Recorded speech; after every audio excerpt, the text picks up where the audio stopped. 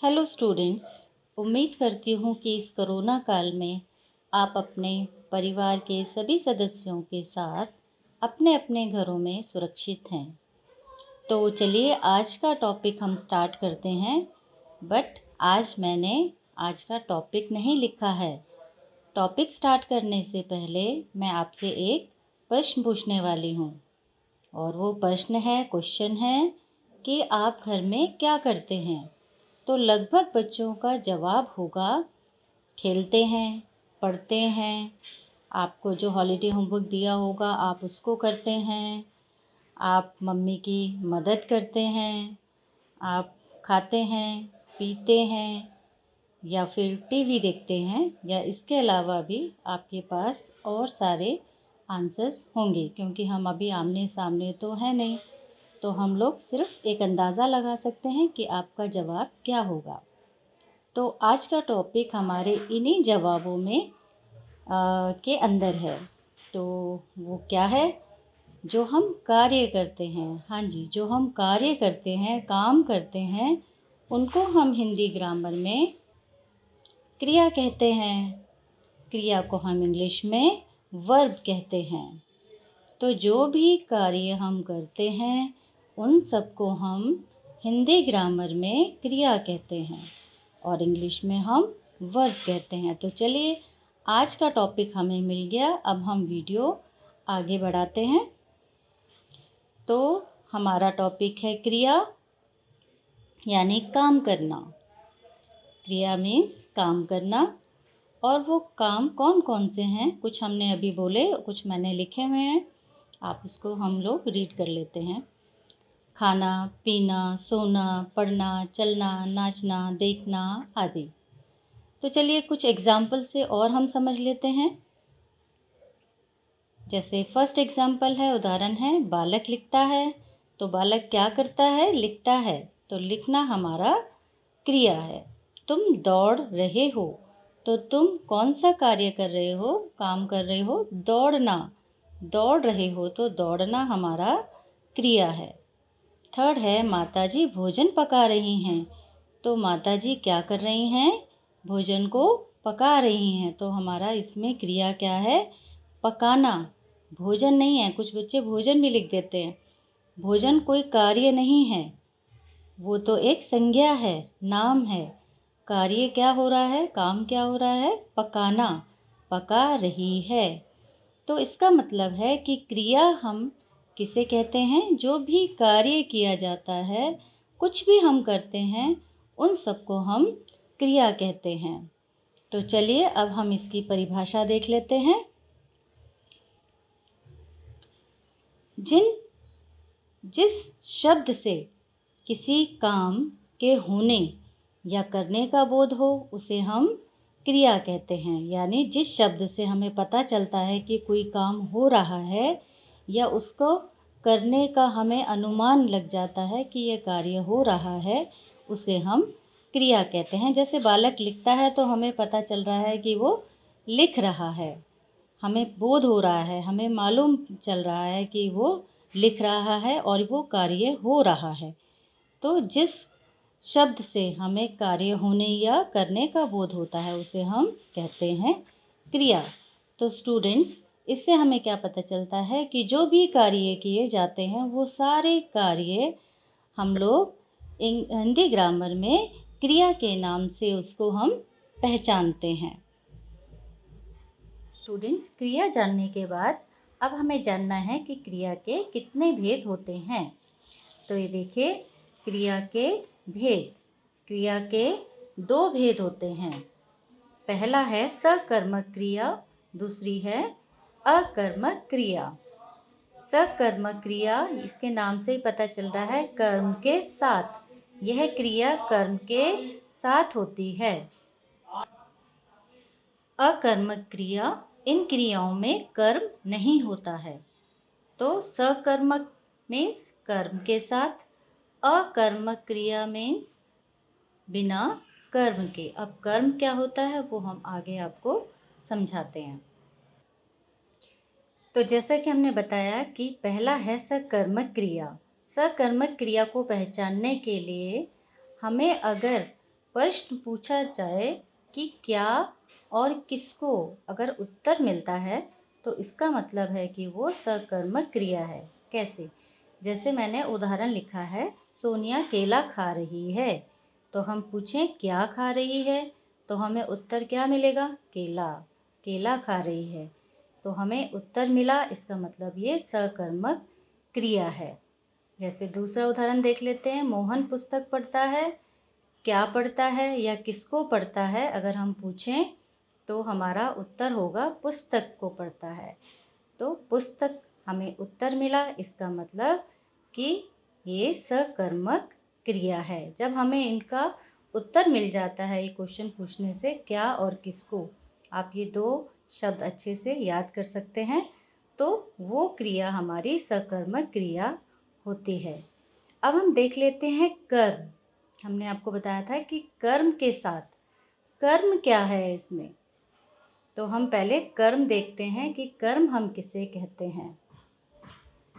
कर्म किसे कहते हैं? क्रिया का फल यानी प्रभाव जिस पर पड़ता है उसे हम कर्म कहते हैं।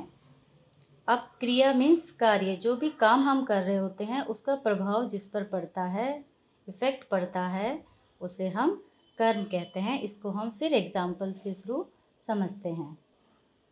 जैसे हमने ये उदाहरण आपको बताए थे, इसमें हम कर्म देखते हैं कि कर्म क्या है। सोनिया केला खा रही है। अब क्रिया हमारी क्या है? खा रही है। तो कर्म इसमें हमें ढूंढना है कि कर्म इसमें है या नहीं है। खा रही है ये हमारी क्रिया है। अब क्रिया का प्रभाव किस पर पड़ रहा है? क्या खा रही है? केला खा रही है। तो केले पर प्रभाव पड़ेगा या नहीं पड़ेगा? प्रभाव पड़ेगा। कैसे? जब आप किसी चीज़ को खाते हैं तो वो खाते खाते धीरे धीरे या तो कम हो जाती है या ख़त्म हो जाती है। तो इसका मतलब क्या है? केले पर प्रभाव पड़ा। तो जिस पर प्रभाव पड़ता है कार्य करने का, उसको हम कर्म कहते हैं। तो यहाँ हमारा कर्म है, इसका मतलब ये सकर्मक क्रिया है। अब हमारा रह जाता है एक चीज़ और इसमें जो समझने वाला है। सोनिया क्या है? सोनिया कार्य करने वाली है। तो जो कार्य करता है उसको हम कहते हैं कर्ता।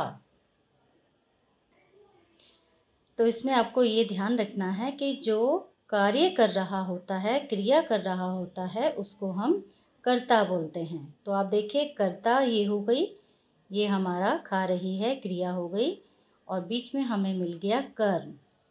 तो ये हमारा सकर्मक क्रिया है, ऐसे आप पहचान सकते हैं। दूसरा उदाहरण देख लेते हैं, मोहन पुस्तक पढ़ता है। पढ़ता है, पढ़ना हमारा क्या है? क्रिया। और कर्ता कौन है? यानी करने वाला। कर्ता मीन्स करने वाला, कार्य करने वाला हमारा कौन है? मोहन। तो पढ़ने का इफेक्ट यानी प्रभाव किस पर पड़ रहा है? पुस्तक पर। कैसे पढ़ रहा है कि मोहन अगर पुस्तक पढ़ता है तो आप देखिए कि वो पढ़ता तो नहीं रहेगा पूरा दिन। पढ़ने के बाद 1 पेज भी पढ़ सकता है, 2 पेज भी पढ़ सकता है, और उसके बाद वो साइड में रख देगा। यानी पढ़ने का प्रभाव पुस्तक पर पड़ता है। तो ये हमारा हो गया कर्म। पुस्तक हमारा हो गया कर्म। तो कर्म के साथ जो होता है वो हमारी क्रिया होती है सकर्मक क्रिया। अब इसकी डेफिनेशन देख लेते हैं, यानी परिभाषा देख लेते हैं। जिन क्रियाओं में कर्म होता है वे सकर्मक क्रियाएं कहलाती हैं। अब दूसरा है अकर्मक क्रिया।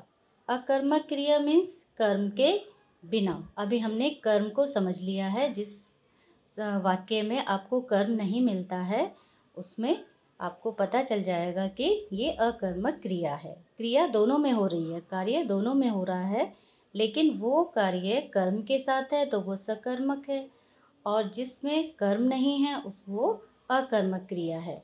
इसमें क्या और किसको का आंसर नहीं मिलेगा। देख लेते हैं उदाहरण के साथ। चिड़िया उड़ रही है। चिड़िया हमारी क्या है? कर्ता, यानी कार्य करने वाली है, तो इसको हम छोड़ देते हैं। उड़ रही है, उड़ना हमारा क्या है? क्रिया। तो क्रिया चिड़िया कर रही है, ये हमारी कर्ता हो गई। अगर हम इसका क्वेश्चन पूछें कि क्या उड़ रही है, तो क्या तो नहीं है, कौन उड़ रही है। तो क्या के लिए हमारे पास बीच में कोई भी उत्तर नहीं है। किसको उड़ रही है, इसका भी आंसर नहीं है। तो जब हमें क्या और किसको का उत्तर नहीं मिलेगा तो इसका मतलब हमारे पास कर्म नहीं है, अकर्मक क्रिया है। राधा रोती है, दूसरा एग्जाम्पल हम देख लेते हैं।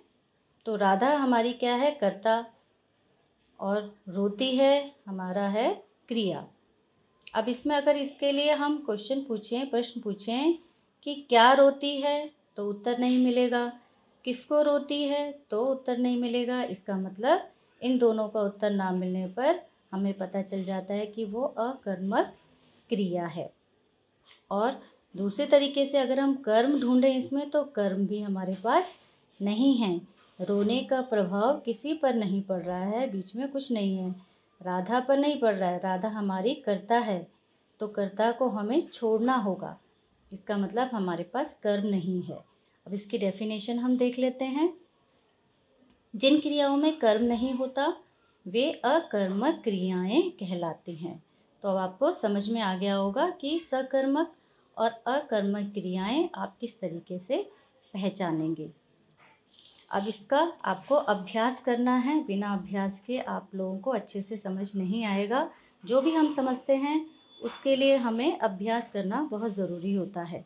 तो अभ्यास है, मेरी बहन खाना पकाती है, ये बताइए अकर्मक क्रिया है या सकर्मक क्रिया है। तो इसमें हमें देखना है, मेरी बहन हमारी कर्ता है, पकाती है हमारी क्रिया है, और खाना हमारा कर्म है। इसका मतलब कर्म के साथ है तो ये सकर्मक क्रिया है। मोर नाचता है, मोर हमारा कर्ता है, नाचता है हमारी क्रिया है, कर्म यहाँ पर नहीं है। इसका मतलब ये अकर्मक क्रिया है। तो स्टूडेंट्स, अगर आपको हमारा वीडियो अच्छा लगता है तो हमारे वीडियो को लाइक करिए, ज़्यादा से ज़्यादा शेयर करिए, और हमारे यूट्यूब चैनल को सब्सक्राइब करना ना भूलें। Thank you. अगर हमारा वीडियो आपको पसंद आता है तो इसे लाइक करिए, ज़्यादा से ज़्यादा शेयर करिए, और हमारे यूट्यूब चैनल को सब्सक्राइब करना ना भूलें।